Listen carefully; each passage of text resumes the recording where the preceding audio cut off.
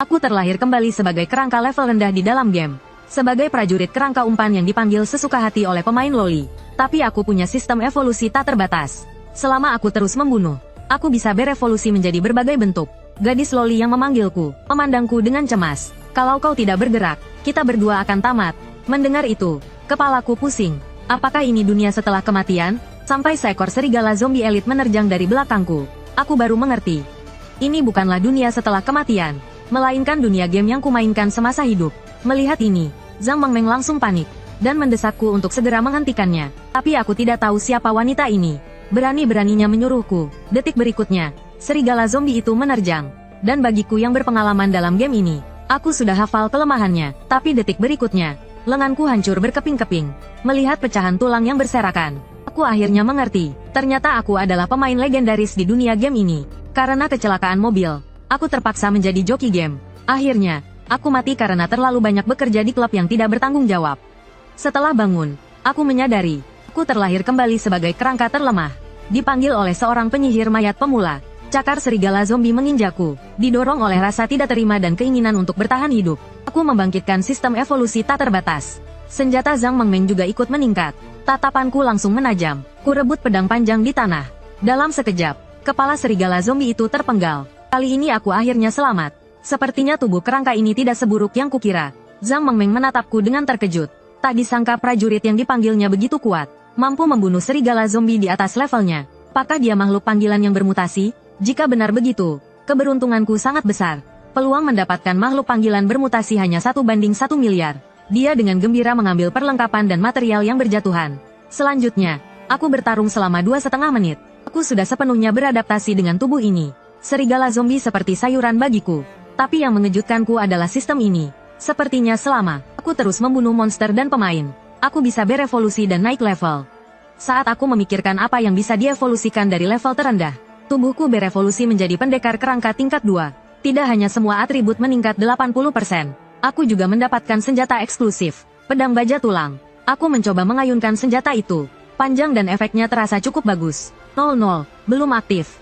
Tak disangka satu evolusi meningkatkan sebanyak ini. Teknik pedang cepat. Kekuatanku saat ini jauh melampaui pemain dengan level yang sama. Tapi tiba-tiba aku tersadar. Jika aku, sebagai makhluk panggilan, diketahui memiliki kesadaran pemain, pasti akan dianggap sesat. Aku harus memiliki kekuatan untuk melawan 100 orang sendirian agar bisa bertahan. Dan terus membunuh serigala tidak lagi menguntungkan. Aku harus segera pergi ke ruang bawah tanah yang lebih kuat untuk mendapatkan poin evolusi. Tiba-tiba, Zhang Mengmeng memelukku dengan gembira. Mulai sekarang, mencapai puncak kehidupan tergantung padamu. Setelah aku selesai mengambil barang, kita tunggu serigala respawn lagi. Dengan begitu, kita bisa kaya raya dalam semalam. Tapi aku langsung membuat tanda silang. Tak disangka gadis itu mengerti. Kau tahu kan aku ingin berburu monster di tempat lain? Sepertinya aku menjelaskannya dengan sempurna. Tapi sedetik kemudian, gadis itu tiba-tiba berlutut. Jangan, di sini banyak monster dan kau memburunya dengan cepat. Kumohon, tetaplah di sini, ya. Melihat itu, aku terdiam. Pertama kalinya aku melihat seseorang memohon pada Sumen Anya sendiri. Tapi tempat ini pasti akan segera menarik perhatian pemain lain. Jika bertemu pemain top, gadis bodoh ini mungkin akan dibunuh di tempat. Dan aku juga mungkin akan lenyap. Jadi aku segera menggendong Zhang Mengmeng, mengabaikan protesnya dan langsung menuju Dunggeon baru. Beberapa saat kemudian, kami tiba di Gunung Beruang Ganas. Saat itu, seorang pria botak terpojok oleh beruang cakar ganas. Tiba-tiba dia mendengar langkah kaki di belakangnya. Pria botak itu mengira rekan satu timnya datang untuk menyelamatkannya. Tapi sedetik kemudian, aku berdiri di belakangnya dengan menyeramkan sambil menggendong Zhang Mengmeng. Dia berteriak ketakutan, hantu. Tapi aku tidak menyangka Zhang Mengmeng yang polos juga ikut berteriak. Pria botak yang menakutkan. Akhirnya, pemain yang masih memiliki sedikit HP itu langsung mati ketakutan. Saat itu, beruang cakar ganas menyadari kehadiranku, dan segera menyerbu ke arahku. Zhang Mengmeng tampak ketakutan. Pemain level 5 saja tidak bisa mengalahkannya. Lebih baik kita lari. Tapi dalam hati aku diam-diam senang. Sepertinya tidak ada yang akan menggangguku. Tidak perlu repot-repot menghabisi beberapa pemain. Dan para pemain itu dengan baik hatinya telah mengumpulkan monster beruang untukku. Ini sangat menguntungkan untukku berburu monster. Aku segera melempar Zhang Mengmeng ke samping. Dia baru saja akan memakiku. Tetapi menyadari semua beruang monster telah berkumpul. Tulang kecil, kumohon, ya, ayo kita lari. Tapi aku segera menyerbu dan mulai bertarung. Pada saat yang sama, sistem memberi notifikasi. Anda telah menarik perhatian beruang cakar ganas. Dan inilah yang kuinginkan. Pertama, tarik semua agro ke arahku. Dengan begitu, Aku tidak perlu khawatir tentang keselamatan Zhang Mengmeng. Selanjutnya, aku hanya perlu mengandalkan pengetahuanku tentang monster dan keahlianku. Untuk menghabisi mereka semua, aku hafal setiap gerakan beruang cakar ganas. Dengan gerakan yang lincah, aku menghindari semua serangan. Zhang Mengmeng yang berada di samping tercengang. Luar biasa, tidak hanya menghindari semua serangan, tetapi juga bisa menyesatkan beruang cakar ganas untuk menyerang temannya sendiri. Sebagai kerangka, aku lebih cepat daripada pemain biasa. Dan beruang cakar ganas kebetulan memiliki serangan tinggi, HP tebal, dan gerakan lambat. Aku memanfaatkan keunggulan kecepatan, untuk dengan cepat dan tepat merusak titik lemah mereka, yaitu pergelangan kaki.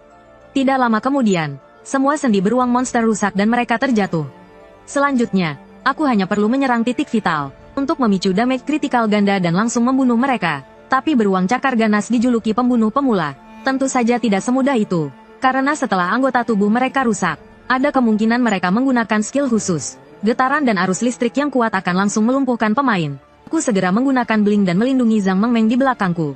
Dia mengira aku tidak akan tahan, tetapi terkejut melihat aku tidak terluka. Itu karena aku bukan manusia, aku kerangka. Petir sama sekali tidak berpengaruh padaku. Setelah menggunakan skill petir, ada jeda 3 detik. Lalu, aku langsung menancapkan pedangku di kepala beruang cakar tajam, disertai raungan yang menyayat hati. Beruang cakar tajam itu berhasil kubunuh. Melihat beruang cakar tajam lainnya mendekat, aku sama sekali tidak panik, karena aku sudah hafal pola serangan mereka. Selanjutnya, aku hanya perlu mengulang trik yang sama. Aku akan terus berburu di sini sampai evolusi berikutnya, dan juga mengalahkan bos rahasia. Zhang Mengmeng menutup mulutnya dengan penuh semangat. Tengkorak kecilku sangat hebat. Ini seperti gerakan pemain legendaris, Dewa Jiang Cheng. Jangan-jangan, mungkinkah ini Easter egg yang dibuat untuk sang dewa? Dan kebetulan ku panggil, dan tengkorak kecil ini semakin terlihat tampan. Semangat, tengkorak kecil, kehidupan indah kakak bergantung padamu. Tak lama, poin evolusi terkumpul hingga 400. Berkat penampilanku yang luar biasa, sistem membuka jalur evolusi tersembunyi. Meskipun syarat evolusinya membutuhkan 2000 poin, investasi yang tinggi berarti hasil yang tinggi. Lagi pula aku juga penasaran, akan seperti apa evolusi selanjutnya. Namun, setelah membunuh beruang cakar tajam terakhir, poin evolusiku masih kurang 20. Dan beruang cakar tajam tidak akan muncul lagi di sini untuk sementara waktu. Meskipun poin evolusi belum tercukupi, setidaknya bos rahasia di sekitar sini telah aktif. Sayangnya, bos rahasia level ini sangat sulit untuk dibunuh hanya dengan kecepatan dan pengalaman. Maka kuputuskan untuk menantangnya setelah berevolusi. Tiba-tiba, aku merasakan sebuah sentuhan. Ini adalah ikatan antara aku dan Zhang Mengmeng. Meskipun jaraknya jauh, aku tahu apa yang sedang dia lakukan tanpa perlu melihat. Benar saja, dia masih asyik memunguti perlengkapan di tanah. Aku hendak menghampirinya, tapi kulihat sekelompok pemain datang. Sialan, bajingan mana yang menyapu bersih tempat ini? Berani-beraninya merebut tempat guild pemburu harimau. Segera perintahkan orang-orang untuk mencari. Mayat di tanah belum menghilang. Berarti orang itu belum pergi jauh. Saat itu, Zhang Mengmeng yang asyik menukarkan uang, sama sekali tidak menyadari bahaya yang sedang mendekat. Siapa kau? Kenapa kau ada di wilayah guild kami? Zhang Mengmeng tersenyum canggung. Makhluk panggilanku tersesat. Aku kesini untuk mencarinya. Makhluk panggilan tersesat, baru pertama kali ku dengar. Ia lalu memerintahkan anak buahnya untuk mengikat Zhang Mengmeng, dan memaksanya untuk memberitahu lokasi timnya yang lain. Pria bertopi hijau itu langsung menggunakan skill penyelidikan, dan menemukan bahwa dia tidak berbohong. Dia adalah Necromancer level 9. Tengkorak yang dipanggilnya lambat dan lemah. Mustahil dia yang membunuh beruang cakar tajam ini. Lagi pula, luka pada beruang cakar tajam sangat rapi. Jelas disebabkan oleh pemain dengan kelas pedang. Yang lebih penting, dia memang tidak memiliki informasi tim. Dia mungkin hanya orang bodoh yang tersesat di daerah ini. Namun, dihadapkan dengan wanita cantik seperti ini, mana mungkin pria bisa melepaskannya begitu saja? Ia langsung menunjukkan wajah buruk rupa pada Zhang Mengmeng. Zhang Mengmeng gemetar ketakutan. Tolong aku, tengkorak kecil. Saat itu, sosokku tiba-tiba muncul di belakang mereka berdua. Saat pria bertopi hijau menoleh, yang tersisa di seluruh Dunggeon hanyalah jeritannya yang memilukan. Zhang Mengmeng menangis terseduh-seduh, menerjangku. Tengkorak kecil, akhirnya kau kembali. Aku hampir tidak tahan lagi. Melihat banyak pemain yang datang berlarian, aku mengangkat Zhang Mengmeng dan lari. Pedang panjang di tanganku, mengungkapkan fakta bahwa beruang cakar ganas telah kubunuh. Begitulah, aku menggendong Zhang Mengmeng dan berlari melintasi Dunggeon. Para pemain guild pemburu harimau di belakangku mengejarku dengan sekuat tenaga. Melihat itu, Zhang Mengmeng memintaku untuk menurunkannya. Berpikir dia mungkin bisa membantuku bertarung. Dia tidak tahu betapa tidak bisa diandalkannya pemain baru di mataku. Melihat aku tidak menurunkannya, wajah Zhang Mengmeng langsung memerah. Apakah tengkorak kecil tidak rela melepaskanku? Jangan-jangan dia jatuh cinta padaku? Meskipun dari dekat dia lumayan tampan, sayang dia tetap saja tengkorak kecil. Detik berikutnya, Aku melemparkan Zhang Mengmeng ke semak-semak di samping. Sendirian, aku memancing semua pemain. Mereka memang kombinasi pembunuh yang sempurna. Ada yang bertugas menekan pemain dalam pertarungan jarak dekat. Dan ada pengintai yang bertugas mengganggu dari jarak jauh. Untungnya, aku baru saja membunuh seorang pemanah. Tapi kemudian, sang kapten menyadari ada yang tidak beres. Dia merasa ada yang aneh. Dia kemudian meminta pemanah untuk menggunakan skill pengintaian. Tapi detik berikutnya, aku membuat gestur ramah. Membuat pemanah yang sudah panik semakin panik. Sambil mengumpat, dia menyerangku. Bagus, ikan besar sudah terpancing. Melihat tidak ada bahaya, sang kapten dan anak buahnya yang tersisa menyerbu ke arahku. Palunya menghantam tanah. Tapi detik berikutnya, sang kapten terkejut. Dunggeon tiba-tiba mengeluarkan peringatan merah. Bos tersembunyi gunung beruang cakar ganas telah terbangun sepenuhnya. Hanya dengan satu lompatan, pemain bertopi hijau langsung terinjak. Semua orang ketakutan dan melarikan diri. Tapi mereka mendapati tubuh mereka melayang di udara tanpa bisa dikendalikan. Ini adalah skill medan badai milik bos tersembunyi. Para pemain itu mungkin tidak akan bertahan lama. Baru saat itulah mereka menyadari bahwa mereka telah diperdaya oleh seorang prajurit kerangka. Sementara itu, aku dengan mudah menghabisi mereka yang melarikan diri. Pada saat yang sama, bos tersembunyi sudah mengamuk. Dengan tubuhnya yang besar, ia dengan cepat menyerbu ke arahku. Aku baru saja berhasil membunuh seorang pemain. Dan poin evolusku bertambah 20. Ding dong, poin evolusimu sudah penuh. Apakah kamu ingin berevolusi? Tanpa ragu, aku memilih untuk berevolusi. Saat ini, sistem evolusi tersembunyi akhirnya aktif. Detik berikutnya, aku berevolusi menjadi pengawal serangan kerangka. Hanya dengan satu tangan, aku menahan serangan beruang cakar ganas. Setelah berevolusi, kecepatan serangku meningkat pesat. Dan aku mendapatkan skill baru. Dalam sekejap, aku menyerang sendi beruang cakar ganas dengan beberapa bilah tajam. Titik lemah monster beruang tetaplah sendi dan tengkuknya. Ayo, tunjukkan kemampuanmu. Beruang cakar ganas langsung menyerbu ke arahku. Aku dengan cepat bereaksi dan mundur. Meskipun aku telah berhasil berevolusi, tapi aku juga tidak bisa gegabah menerjangnya. Jadi aku beralih ke bentuk kerangka, dan menggunakan keahlian baru, panah tulang, ke arah Raja Beruang. Seketika, kepala Raja Beruang berubah menjadi seperti landak. Ini berhasil membuat Raja Beruang panik. Detik berikutnya, dia menggunakan keahlian, medan badai. Di bawah gangguan medan itu, jika aku tertarik ke sana, gerakanku akan sangat terbatas. Tapi aku malah tersenyum. Aku segera menggunakan panah tulang ke Raja Beruang. Karena di bawah pengaruh gravitasi, semua panah tulang akan terhisap ke arahnya. Dan ini pas untuk menghalangi pandangan Raja Beruang. Segera, aku sampai di kaki Raja Beruang. Dan memanfaatkan gravitasi medan untuk meningkatkan kecepatan seranganku. Aku mengangkat pedang panjang dan menyabet perut Raja Beruang. Menembus perutnya. Saat itu, pohon dan batu di sekitar tercabut dari tanah. Sepertinya efek gravitasi meningkat. Sekarang panah tulangku hampir habis. Aku hanya bisa bertaruh nyawa. Aku mengambil pedang panjang dan melompat. Menerjang kepala Raja Beruang. Aku menggunakan panah tulang lagi untuk membutakan Raja Beruang. Dan langsung menusukkan pedang ke matanya. Raja Beruang meraung kesakitan. Dan gravitasinya menghilang. Sepertinya durasi keahliannya telah berakhir. Tiba-tiba, Raja Beruang berbicara. Pemain, aku sudah menunggumu sejak lama. Aku terkejut dengan kejadian mendadak ini. Aku tahu betul pengaturan game ini. Bos di awal permainan tidak mungkin berkomunikasi dengan pemain. Peringatan, penguasa Gunung Beruang akan menggunakan keahlian guntur 1000 kg. Sepertinya ini tambahan dari pengembang yang sok imut saat uji publik. Tidak mengerjakan hal yang penting. Hanya menambahkan hal-hal yang tidak perlu. Tapi kalau begitu, aku tidak akan sungkan. Karena petir tidak berpengaruh pada kerangkaku. Sementara itu, di tempat lain, Zhang Mengmeng sedikit mengkhawatirkanku. Dia yang biasanya sangat materialistis memilih untuk membuang perlengkapannya. Aku harus menyelamatkan tengkorak kecil. Meskipun tasku tidak berguna, tiba-tiba, sesuatu yang hitam terbang di udara. Astaga, apa itu? Ternyata itu kepala beruang yang masih segar. Disertai suara ledakan keras. Ding dong, satu Daik Xiaomeng telah mengalahkan bos tersembunyi, Raja Beruang, untuk pertama kalinya. Dan dia mendapatkan kostum baru, jubah beruang ganas. Semua atributnya juga meningkat pesat. Tapi dia tidak peduli tentang itu. Dia hanya peduli berapa banyak emas dan material yang didapat. Sepertinya dia benar-benar mata duitan. Hore, tengkorak kecil. Kita bisa ganti profesi, lalu kita jual materialnya dan dapat banyak uang. Asyik. Setelah itu, dia pergi mengawasi kerangka lainnya agar tidak bermalas-malasan. Kenapa kau lebih bodoh dari tengkorak kecil? Materialnya rusak. Aku duduk di tanah dengan pasrah. Jubah ratusan ribu dipakai seperti baju biasa. Aku benar-benar tidak habis pikir. Tapi peningkatan level kali ini benar-benar lompatan besar. Statistiknya sudah jauh melampaui pemain level 15. Hanya saja poin evolusi yang dibutuhkan untuk evolusi berikutnya agak keterlaluan. Bunuh satu monster cuma dapat 20 poin evolusi. Sampai kapan aku harus begini? Tapi karena aku sudah terikat dengannya sebagai summon, dia jadi kuat berarti aku juga kuat. Tiba-tiba Zhang Mengmeng memanggilku. Katanya mau nunjukin sesuatu yang bagus. Saat ku dekati, ternyata itu peti harta rampasan dari Raja Beruang.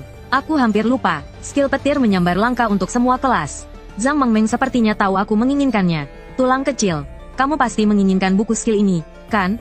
Aku bisa dapat banyak material dan koin emas berkat kamu. Kalau suka, ambil saja. Mendengar itu, wajahku langsung menunjukkan ekspresi senang.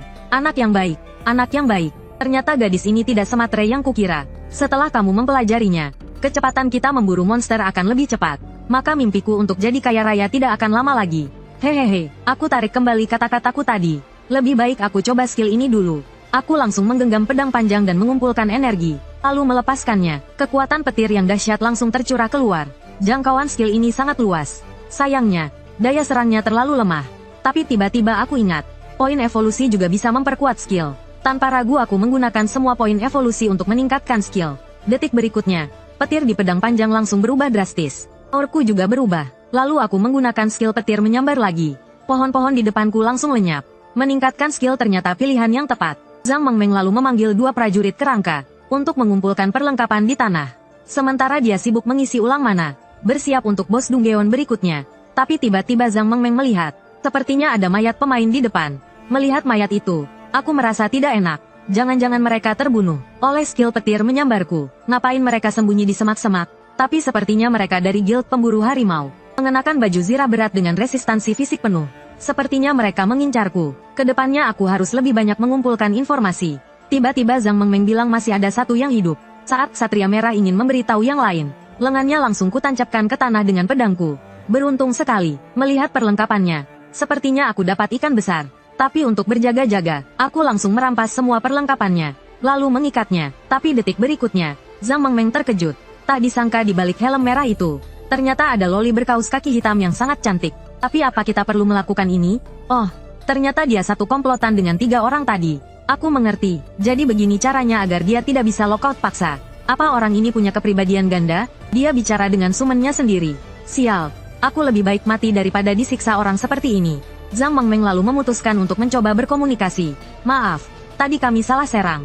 Kami ingin menanyakan beberapa pertanyaan. Bunuh saja aku tidak akan mengatakan sepatah kata pun. Seumur hidupku, aku paling benci orang mesum. Bahkan jika kau seorang wanita, itu tidak terkecuali. Jangan hina aku. Siapa? Kau bilang siapa mesum? Kami hanya takut kau kabur.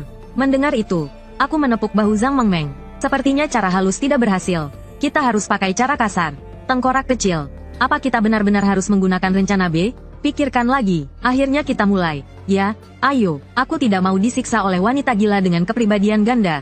Tapi sedetik kemudian, aku mengeluarkan sekantong koin perak. Pajak satria wanita itu langsung menjadi gelap. Lihat, lihat, dia akan menggigit lidahnya sendiri untuk bunuh diri. Sudah kubilang dia tidak tertarik pada uang. Sepertinya kau yang sayang uang.